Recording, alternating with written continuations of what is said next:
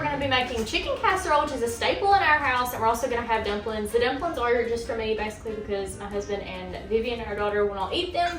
But that's kind of always my little trade-off there, which I like the casserole too. But so I'm going to show you how to make that. I already shredded up my chicken. You can use the easy way out and just get like rotisserie chicken or even canned chicken. I'm not sure, never done it with that, but I'm sure there's a lot of more easy ways if you don't want to have to shred and like cook up your own chicken and shred it. But that is what I did. So we're just going to start out and I'll kind of walk you through like how I mix all this together in a bowl, and then we're going to put it in a casserole dish, bake it, and then we'll work on the dumplings. I didn't get to explain in the main beginning of this video, but this is going to be technically I'm going to be making 4 different like dinners with you guys, but it's going to make 5 total dishes because I counted the chicken casserole and the chicken and dumplings as 2 different things. So technically it is 4 different dinners, but you get 5 recipes out of it, if that makes any sense. So I will link all of the recipes down below so I don't have to like talk the entire time and tell you guys like every single step that I'm doing in case that's not your thing. So but I will have every recipe linked down below, and I definitely go against the grain, so to speak, on most of these, if not all of them. This chicken casserole, this is actually just something that I whipped up from my mom. Kind of took it from the way my mom used to make her casserole, and I just kind of did my own little spin on it. So I will try to, I don't really measure out a lot of the, like some of the stuff. So I'll try to type that out the best that I can, but you can definitely do this. I mean, you just don't overcomplicate things. I think sometimes cooking can seem kind of scary to people because you just feel like it's so hard and like out of reach for you, but it is just so easy. Just get in the kitchen, get inspired, light a candle, make your favorite drink or something as you're cooking, and just make it a fun thing.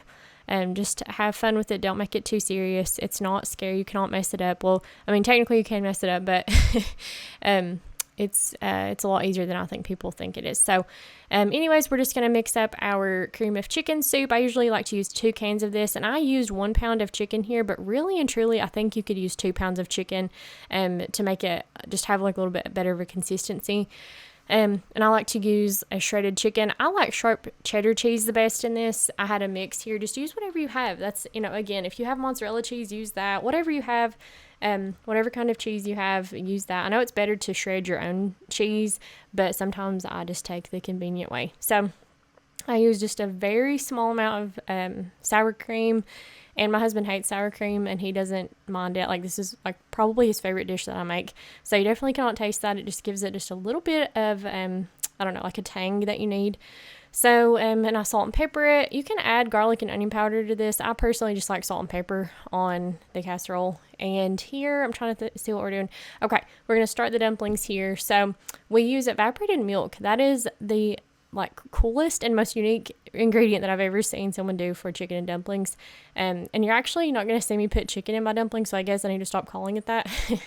I could have used some of the chicken that I shredded, but I personally just like a really thick dumpling with no chicken in it. So let me know in the comments down below. I think that's a pretty it's a 50-50 answer. Like, you either like your dumplings really thick and cakey, or you like them rolled out and really thin. I know, like, me and my mom, we like them really thick and not laid out. I guess you call them drop dumplings. So we like to do ours that way. But I'm really curious to see. I like it both ways, but that's my personal favorite is definitely the thicker. That's not, like, rolled out and pressed. And here we're going to start on the actual dumplings. So you want to use some melted butter, milk, flour, and I can't remember what else. But like I said, I'll link it down below. So anyways, yeah, let's get on into this first recipe.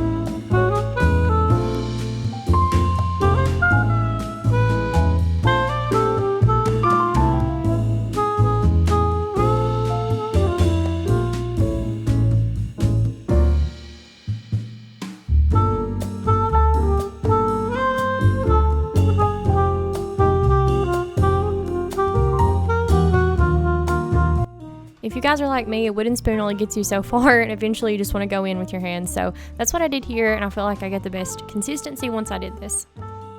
Once you get your dough the right consistency and it's not too sticky and it's not too like flaky, if it is too sticky, add a little bit more flour in it, and if it's too flaky, then I think you need to add just a touch more of milk or something like liquidy to it, maybe even more butter. I'll probably do milk, but anyways, you're gonna go ahead and start rolling these out. Make it to whatever size that you want it. This is where you would actually roll it out with a rolling pin if that was your thing, if that's the style that you prefer. So here I'm just gonna make pretty good sized little balls with just my hands and just dump that in, and you're gonna let it cook probably for 15 minutes or so. You just don't want these to be too doughy. So once they're done, just kind of test it out and then you're good to go.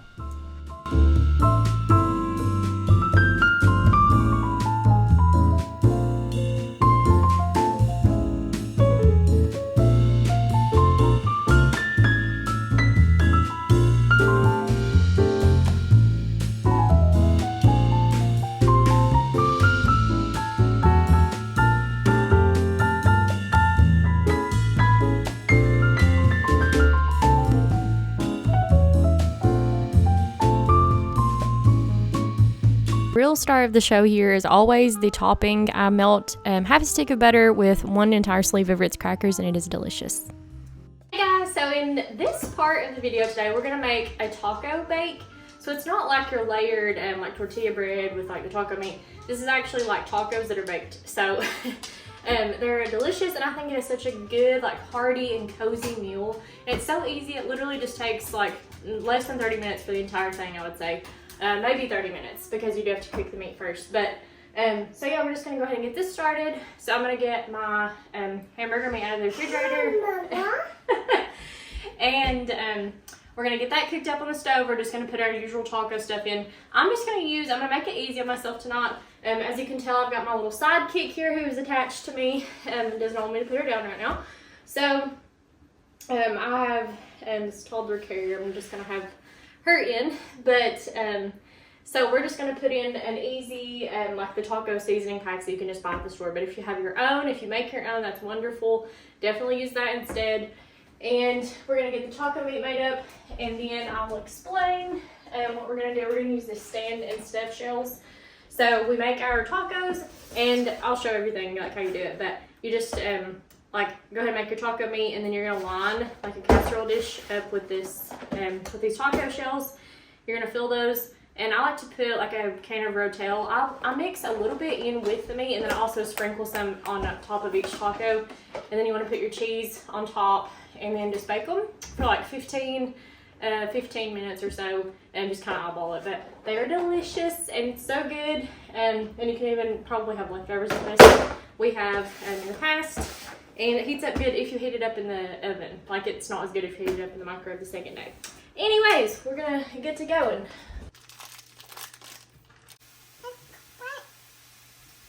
Alright, so I'm just gonna turn the heat down a little bit on our taco meat. I already put the seasoning in. This is where I personally just like to add in a little bit of the actual Rotel in the in with the meat. And I just kind of mix this in. And then the rest of it will just kind of like top on each of the tacos after we put it in the casserole dish. And it'll start looking good here in just a second. You'll definitely want to buy the stand and stuff shells for this. That way, you know, you don't have to worry about them falling over. Super easy whenever you put them in this casserole dish. So definitely buy these shells, and the rest of it doesn't really matter which brand or anything like that you buy. But I definitely would recommend those.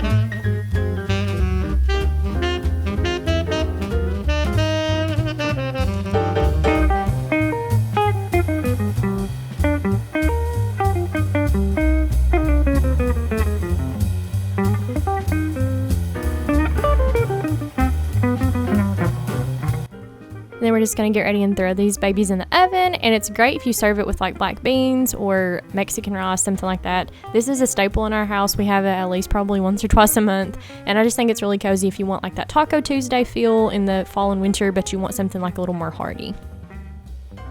Next up was probably my favorite recipe out of all of these, and this was like a chicken rotini cheesy pasta. And anytime that there's pasta involved, that's probably going to be my personal favorite. And my husband is actually not a big pasta fan, so we have to kind of compromise sometimes, and I fix something that he likes, and then I get to have pasta the next night or something. So our daughter, I don't know if she loves pasta yet. She doesn't mind it, I guess I should say, but she's not... I don't know. Sometimes I feel like the texture kind of weirds her out. So anyways, we're going to go ahead and get started with this. You want to first cook up your chicken, and I'm going to go ahead and bring to a boil some of this heavy whipping cream with, I think it was chicken broth. And then while that's cooking up, you can go ahead and let your water come to a boil, throw the noodles in. This recipe called for rotini pasta, but use whatever you have. Kim Wadsworth is always so good about saying that on the Wads channel. Use what you have. Again, don't overcomplicate cooking. If you don't have that type of noodle, use the noodle that you have, or use something else. Use gnocchi, is that how you say it? If you have that, use it. I don't know, you could even probably make this with some kind of like rice or something, but just use what you have. You don't have to have everything to a T. Like if I find a recipe that I really like, I just look and see if I have like the main stuff for it, and I just kind of compromise with the rest and just do whatever I want with it. So we're going to go ahead. It's super easy. I feel like this recipe looked a little harder than it was, but you're just going to go ahead and throw your chicken in once your sauce is like to the consistency. It's like a little thicker after you've boiled it. You want to throw your chicken in, and then once your pasta's cooked up, you just throw it all together and it's good to go. For seasonings, I just use salt and pepper and a little bit of garlic powder. I may have thrown in some onion powder also, but either way, it's going to be really good. Whatever you like, use those kind of flavors that you know that your family already likes.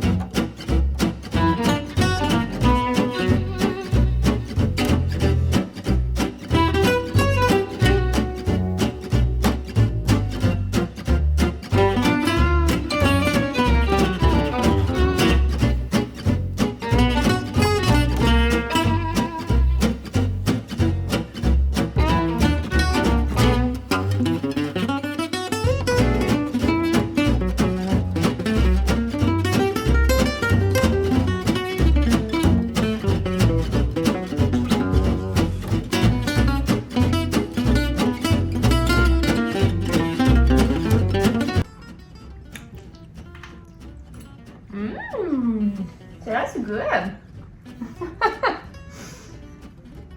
That's good. Yeah.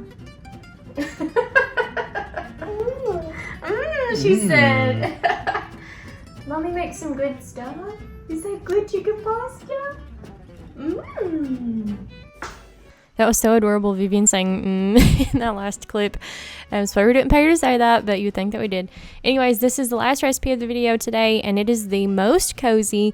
This is a sausage cheddar potato soup. So it's a little bit of a spin on your traditional potato soup. So if you're looking for the kind of, I guess I should say like consistency that you would get in like a traditional potato soup, this is a little bit different.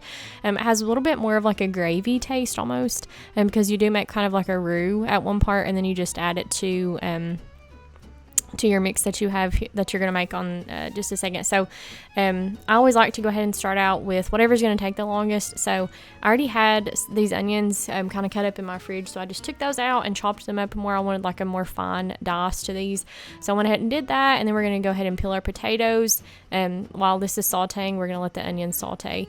And this actually ended up burning on me because we had something like come up that took my attention for a couple of minutes, and I was so sad because I wanted all of that juicy flavor in that pot from whenever I cooked up my sausage. So the very first thing that I did here was cook my sausage, and I did that off camera, but that is the first thing that I did. And then you would ideally like to use the same pot that you cook your sausage in, so you get that nice flavor from that into your soup there. But like I said, so that didn't happen for me. You'll see in a little bit I have to switch pots over there because my onions had burned. So You're going to go ahead and dice up your potatoes. Just do it whatever size that you want, like whatever. If you're looking for more of a bite size, make them smaller. If you want to chunk your potato, make them more bigger. So that's what we're going to start out doing here. And then we'll just move on with the rest of the recipe in a second.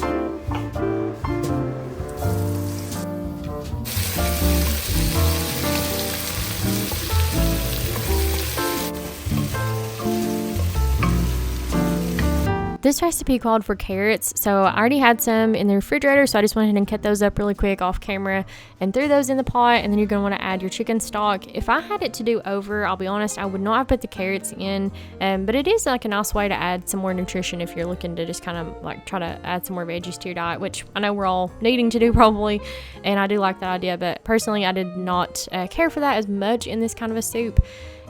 So while that's cooking there, you want to go ahead and melt your butter in a separate pot.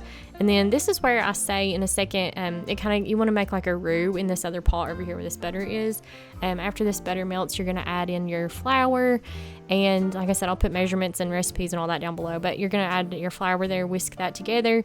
You just want to get that flour taste, like that raw flour taste out of this. So you want to get that just a little bit brown, but you don't want to burn it. And then after you do that, you're going to stir in your heavy cream and just kind of add all that into your pot. You can add cheese to this. I think that I do here in a little bit. And you're going to add your sausage back in, and everything was delicious. I served this with a really fun French bread. I actually didn't toast it in the oven this night. We had leftovers and I toasted it in the oven the second night, and it was even better in the oven. So I would recommend doing that and just get some kind of a fun loaf of bread of some sort. Make yourself feel fancy. It was it was less than $3, this loaf of bread that I bought, but it was really fun and just kind of elevated the dish. Over here, like I say, don't take cooking too seriously, because I made a mess over there that splashed everywhere on me and I got burned. So I didn't edit that out because that really did happen, and it's okay. Sometimes that happens. Just move on, keep stirring, and your dinner's gonna taste great.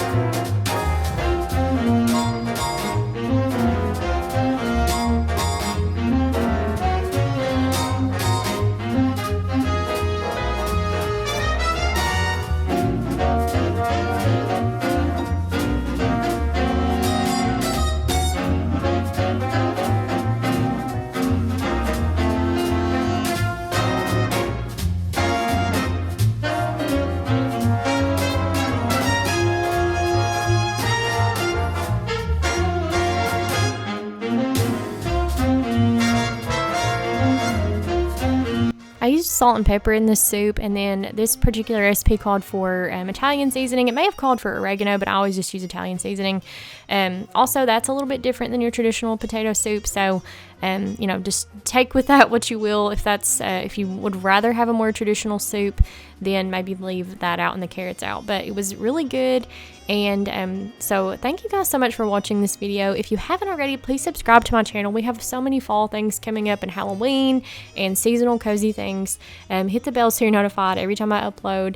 It really helps my channel out. Also, if you could give this video a thumbs up, let other people kind of find my channel and find my content, and help YouTube to push my videos out. So thank you guys so much for your support. It means the world to me, and I'll see you guys in the next one. Bye.